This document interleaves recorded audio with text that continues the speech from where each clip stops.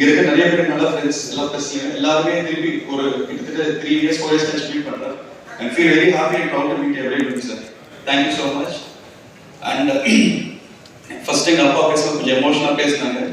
ஆனால் அதில் நிறைய அப்பா அவர் எவ்வளோ எமோஷன் என்னை பற்றி திங்க் பண்ணி கேர் பண்ணுறாரோ அதே மாதிரி எங்கள் ஃபேமிலியை பற்றியும் என்னை பற்றியோ அவரோட பிளெஸிங்ஸாக சொல்ல முடியாது.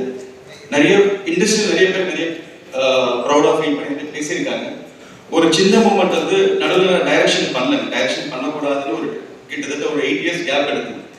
அது காரணம் வந்து ஒரு தடவை பர்சனலாக அஜித் சாரை மீட் பண்ணப்போ அவர் ஒரு வார்த்தை என்ன சொன்னார், அப்பாவுக்கு ஏஜ் ஆகிட்டே இருக்கு, அப்பாவுக்கு நீ சப்போர்ட்டாக இருக்கணும், நீ படம் ப்ரொடக்ஷன் பார்த்துக்கோ, டைரக்ஷன் பண்ணாத ப்ரொடியூஸ் பண்ணு அப்படின்னாரு. உனக்கு நல்லா வரும் அப்படின்னு.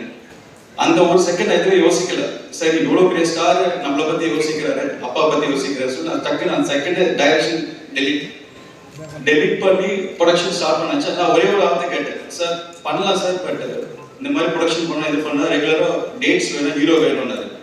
ஒரே வார்த்தை சொன்னாரு, நான் கண்டினியூவாக படம் பண்ணுறேன். ஸோ அப்படி பண்ணதான் ஆரம்பம், என்ன இருந்தால் வேதாந்தம். ஸோ அவரோட இன்டென்ஷன் கிளியராக புரிஞ்சது என்னன்னா, ரத்னம் சாரோட லெகசி கண்டினியூ ஆகணும், இந்த பேனர் கண்டினியூ ஆகணும், அதுக்கு நான் டேட் தரேன் அப்படின்னு. நடுவில் ஒரு 3 years கேப் இருந்தது நாங்கள் படம் பண்ணாமல் சூர்யாமூர்த்தி. அவர் தான் வந்து ரீஸ்டார்ட் பண்ணாரு. இந்த வாய்ப்பு எனக்கு எப்பவுமே சொல்றதுக்கு சந்தர்ப்பம் வரல, பட் என் மனசுக்குள்ளேயே இருந்தது. திஸ் த ஃபர்ஸ்ட் டைம் நான் இதை வெளியே ஷேர் பண்றேன். திருப்பி அஜித் சாரோட ஒர்க் பண்ண வாய்ப்பு கிடைக்குமா தெரியல, பட் எனிவே ரொம்ப ரொம்ப தேங்க்ஸ் சார். எனக்கு அவ்வளோ கேர் பண்ணி சொன்னது அண்ட் அந்த 3 படம் சொன்ன மாதிரி பண்ணது. அதே மாதிரி அவர் ஒரு வேர்டு கொடுத்தா கீப் அப் பண்ணுவாங்க, அதை மிஸ் பண்ணவே மாட்டேன். யார் என்ன சொன்னால் அந்த டிசிஷனை மாற்றவே மாட்டேன், அந்த வேர்டு தான்.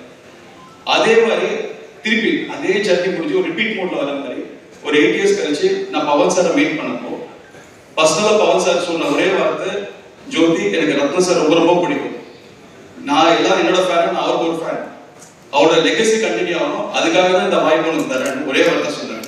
நீ என்ன பண்றது தெரியாது, நீ எவ்வளவு உழைக்கிறது தெரியாது, இந்த படத்தை ஹிட் பண்ணணும், நெக்ஸ்ட் வேர்ட், இந்த 2 வேர்டு தான் சார் சொன்னாரு. அண்ட் சிரிப்பி சேம் அவரு கொடுத்த வேர்டு ஈக்குவலா மீட் பண்ணாரு. ஸோ ஒரு 2-3 லெஜெண்ட்ஸ் வந்து இவ்வளவு கேர் பண்ணது எனக்கு ரொம்ப சந்தோஷமா இருந்தது. இது எல்லாம் வந்து எனக்கு அப்பாவோட உழைப்போட பிளஸிங்ஸ் தான் எனக்கு கிடைச்சது. அதில் எல்லாத்துக்கும் எவ்ரிடே இது எவ்ரி செகண்ட் நினைச்சிட்டே இருக்க மைண்டுக்குள்ள நம்ம இவ்வளவு ட்ரஸ்ட் பண்றாங்க, இதுக்கு நம்ம என்னென்ன செய்யணும் இதுக்கு அப்படின்னு சொல்லி தான் ஒர்க் பண்ணிட்டு இருந்தேன். ஸோ இந்த மாதிரி ஒரு வாய்ப்பு கிடைச்சது எனக்கு அறிய நம்ம ப்ராஜெக்ட். அண்ட் இந்த ப்ராஜெக்ட் கூட நான் என்ட்ரு ஆகும்போது இதில் நிறைய காம்ப்ளிகேஷன்ஸ் இருந்தது. அண்ட் ஒரு பவன் சாரை பற்றி சொல்லணும்னா, பவன் கல்யாண் சார் வந்து it's not only actor, is ஒரு இன்டெலிஜென்ட் ஸ்மார்ட் பர்சன். சார் வந்து அவரோட டைரக்டர், பர்சனல் டைரக்டர், அவருக்கு டைம் கிடைக்கல. ஃபுல் அண்ட் ஃபுல் பாலிடிக்ஸ்ல இருக்கிறதுனால, சேவையில் இருக்கிறதுனால டைம் கிடைக்காதனால ஒரு இந்த படத்தை அவரோட விஷன், இந்த வீரமுரு படத்தை வந்து அவரோட பாயிண்ட் ஆஃப் வியூ நான் யோசிக்கும் போது இது ஒரு பேன் இந்தியா, ஒரு இந்தியாவில் ரீச் பண்ணணும்னு அவரோட எஃபர்ட் போட்டிருக்காரு. இப்போ நீங்க பார்த்த அசுரனம் சாங் வந்து சாரி பர்சனலா ஃபைட் கொரியோகிராஃப் பண்ண சாங்.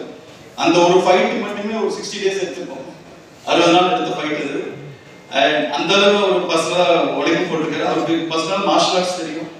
அண்ட் ஒரு ப்ரூஸ்லியோட என்டர் டிராகன் எப்படியோ அந்த மாதிரி ஒரு விஷயம் பண்ணிருக்க சார் இதில் பவன் சார். ஸோ இந்த படத்துக்கு இன்னொரு இன்ஸ்பிரேஷன் என்னன்னா, பர்சனலாக இந்த படம் 16th century முகல் பீரியட்ல நடந்த ஸ்டோரி. அண்ட் அவுரங்கசீப் பேக்ராப்ல நடந்த டைம் நடக்கிற காலகட்டத்தில் நடக்கிற ஸ்டோரி.